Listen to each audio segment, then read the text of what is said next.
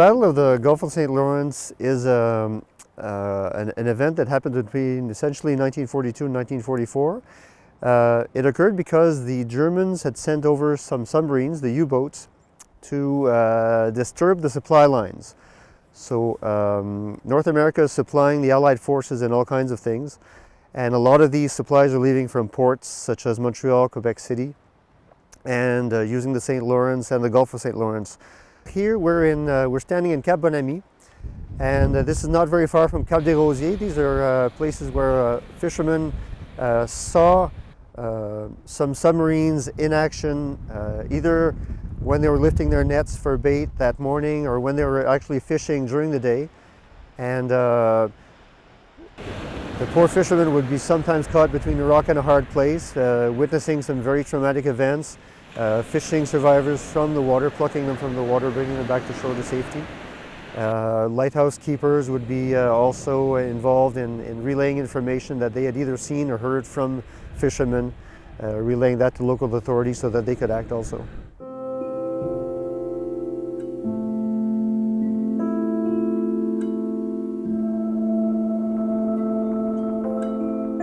September 6th and 7th, a convoy left from Quebec City towards Sydney, and it was a convoy of 8 merchant ships plus some escorts. And the U-boats, there were 2 U-boats in action in the Gulf and in the St. Lawrence at that time. So one of the U-boats was waiting in ambush on the north shore of the peninsula, of the Gaspé Peninsula, and was able to attack the convoy. And following that attack, 2 ships sank. So one was a merchant ship, the Aeus, a Greek ship, which went down near the town of Capshaw. Another ship that was attacked later on that same night was the Raccoon.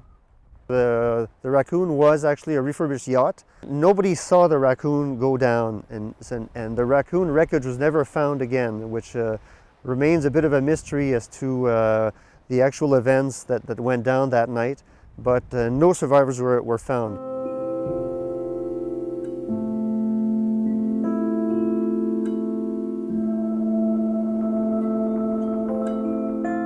Four weeks later, however, some debris had washed up on shores of Anticosti Island on the lower north shore, and a body was recovered also. The only body recovered from the Raccoon, it was that of Sub-Lieutenant McConnell. McConnell was a fellow who was born in Montreal and I think had trained out west in Victoria, I believe. And he was the only body ever recovered from that shipwreck. So 24 years old at the time of the sinking.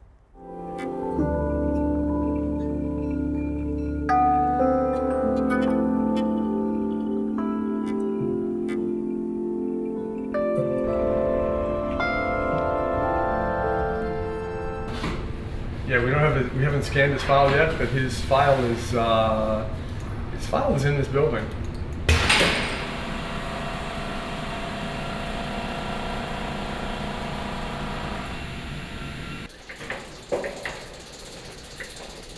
This is a typical storage area, and this particular shelving is all national defense material. So we have Russell McConnell's military file with us here. So do you want to walk through it for us, Paul? This is a Navy file, and the first thing you usually find in the file is the attestation paper, which indicates the beginning of military service. Now, for McConnell here, we have actually a militia attestation form. So he joined in Montreal, joined up to the non-permanent active militia. So he was drilling weekly with them from the age of 16, actually. From there, though, when the war breaks out, he fills out an attestation form to join the Royal Canadian Naval Volunteer Reserve.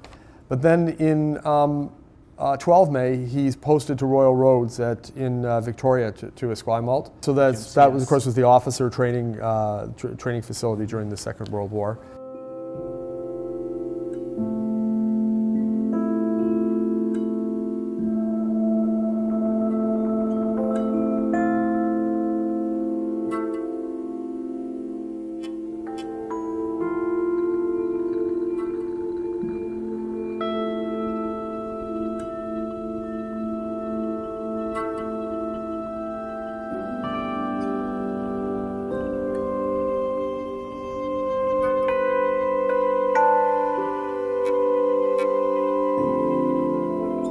And so he's posted to Gaspé, and from Gaspé back to Stadacona back to the training establishment. And then finally he's posted to the HMCS Raccoon. And it's the Raccoon is the ship on which he was serving as a sub-lieutenant when he was, the ship was sunk in September 1942. So as this is a killed in active service file, what you're going to find, of course, is information about his death, the notification of next of kin. So I'm sure if we leaf through here a little bit, yeah, there we go. There's the telegram. So the Minister of National Defense for Naval Services deeply regrets to inform you that your husband, Sub-Lieutenant Russell Henry McConnell, and RCNVR, is missing, believed lost at sea. So first telegraph sent in mid-September, but of course he's missing. And so on 11 October 1942, 3 weeks later, they send the following. Have written to you today reporting body recovered shores of Anticosti Island. Undoubtedly your husband, Sub-Lieutenant R.H. McConnell, HMCS Raccoon. Body badly mutilated and decomposed, but your husband's name on uniform coat and cigarette lighter with his initials in pocket. General appearance of remains, I am satisfied, confirms it is your gallant husband's body. Owing to condition of remains, it was essential to carry out burial at sea, which was conducted with full naval honors.